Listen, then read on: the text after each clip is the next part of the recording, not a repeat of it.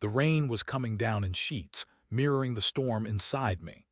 Bertram, a simple mechanic in the quiet town of Havenwood, had always prided myself on my honesty, my loyalty. My wife, Genevieve, was my rock, my everything. We'd been married for 15 years, a seemingly solid foundation built on love and mutual respect. Or so I thought. It started subtly. Genevieve, a dedicated teacher at the local elementary school, began working late more frequently. Parent-teacher conferences, she'd explain, her voice a little too high-pitched, a little too quick. I didn't suspect anything at first. I trusted her implicitly. Trust, I would soon learn, is a fragile thing. Then came the phone calls. Whispered conversations late at night, Genevieve hurrying out of the room when I entered. "It's just work," she'd say, her eyes darting away from mine. My gut began to churn with unease, a feeling I couldn't quite shake. One Saturday, Genevieve told me she was going to a conference in Oakhaven, a nearby city. "It's important for my career, Bertram," she said, her tone pleading. "I need to network, make connections." I kissed her goodbye, a nagging feeling gnawing at my insides.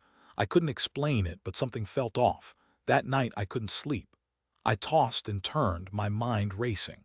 I told myself I was being paranoid, that Genevieve would never do anything to hurt me. But the feeling persisted, growing stronger with each passing hour. Driven by a desperate need for reassurance, I decided to surprise Genevieve at the conference. I knew the hotel where it was being held, a grand old place called the Oakhaven Inn. I figured I could take her out to dinner, show her how much I appreciated her hard work. The drive to Oakhaven felt like an eternity. The rain continued to fall, blurring the lights of the passing cars. My heart pounded in my chest, a mixture of excitement and apprehension. When I arrived at the Oakhaven Inn, I went straight to the registration desk. "My wife, Genevieve, is attending the conference," I said to the clerk, a young woman with tired eyes.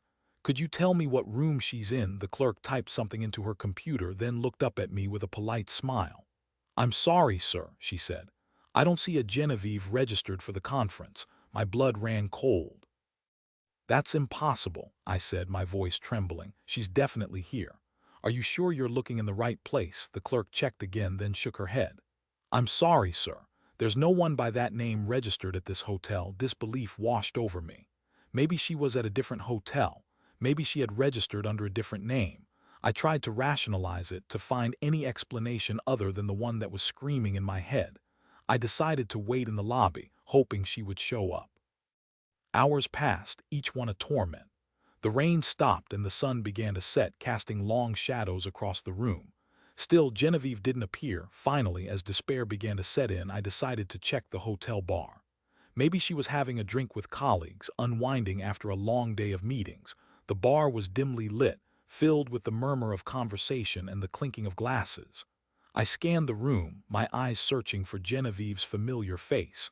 And then I saw her.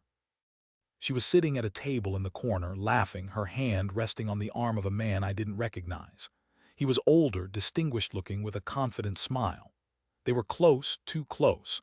I stood there, frozen, my heart shattering into a million pieces. It couldn't be true. This couldn't be happening. I forced myself to walk closer, my legs feeling like lead. As I approached the table, I could hear their conversation, fragments of laughter and flirtatious banter. "You're so charming, Genevieve," the man said, his voice smooth and seductive. "I've never met anyone quite like you." Genevieve giggled, her cheeks flushed. "You're not so bad yourself, Alistair." Alistair. The name hit me like a punch to the gut. That was the name she had mentioned a few times over the last months. "Just a colleague," she'd said. "Someone I'm working with on a new project." I couldn't take it anymore. I walked right up to the table, my face burning with rage. "Genevieve," I said, my voice trembling. "What is going on here?" Genevieve's eyes widened in horror. She gasped, her hand flying to her mouth. "Bertram, what are you doing here?" "I came to surprise you," I said, my voice dripping with sarcasm.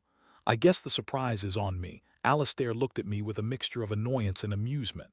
"And you are?" he asked, his tone condescending. "I'm her husband," I said, my voice rising. "And I think I deserve an explanation." Genevieve stammered, trying to find the right words. "Bertram, this isn't what it looks like." "Oh, really?" I said, my voice incredulous. "Because it looks like you're having a romantic rendezvous with another man while you're supposed to be at a conference." Alistair chuckled. "Look, pal," he said, I don't know what your problem is, but Genevieve and I are just having a friendly conversation. A friendly conversation that involves holding hands and flirting, I said, my anger boiling over. Get real. Genevieve stood up, her face pale. Bertram, please, she begged. Let's talk about this in private. No, I said, my voice firm.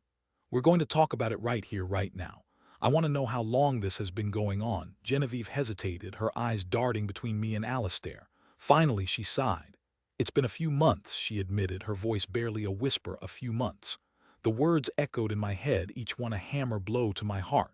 A few months of lies, of deceit, of betrayal. I turned to Alistair, my fists clenched. You, I said, my voice low and menacing. Stay away from my wife, Alistair smirked.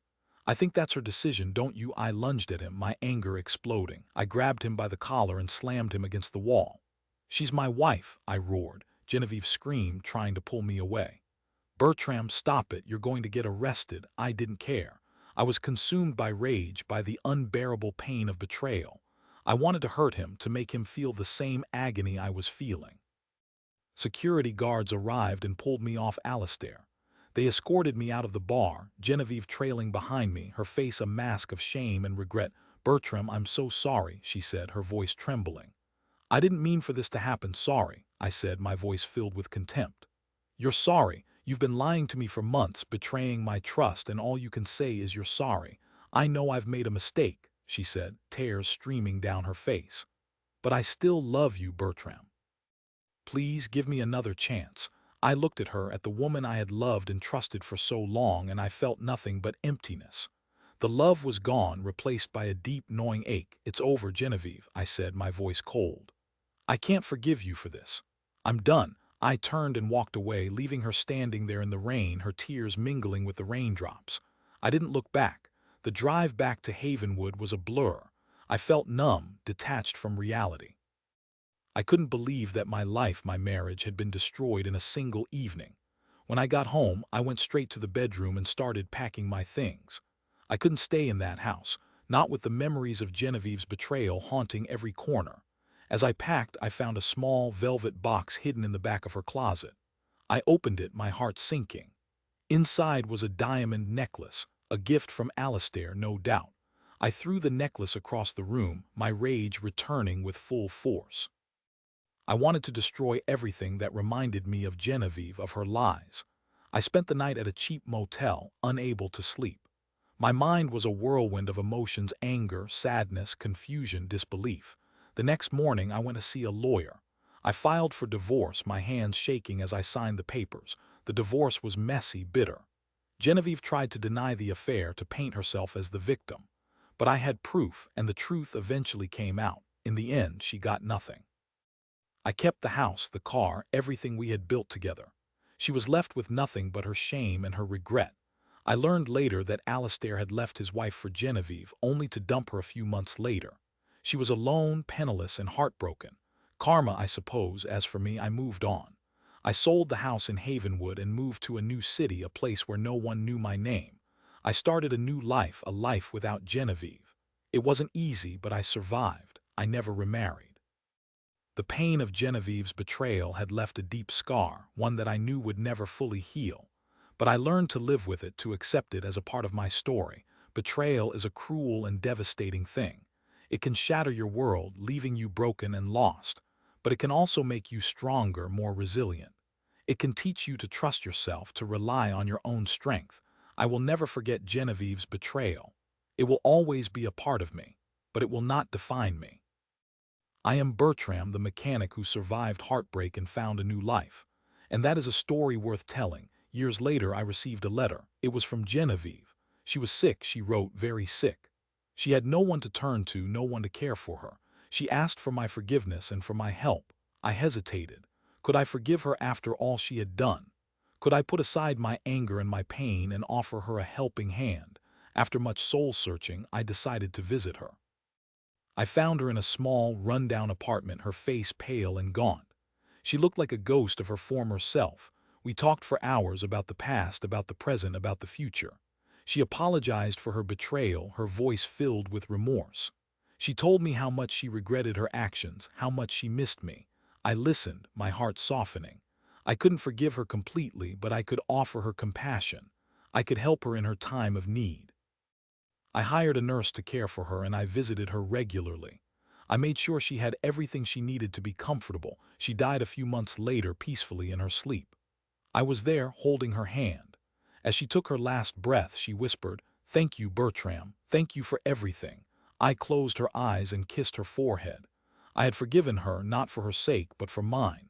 It was time to let go of the past and move on with my life. Life is too short to hold on to anger and resentment.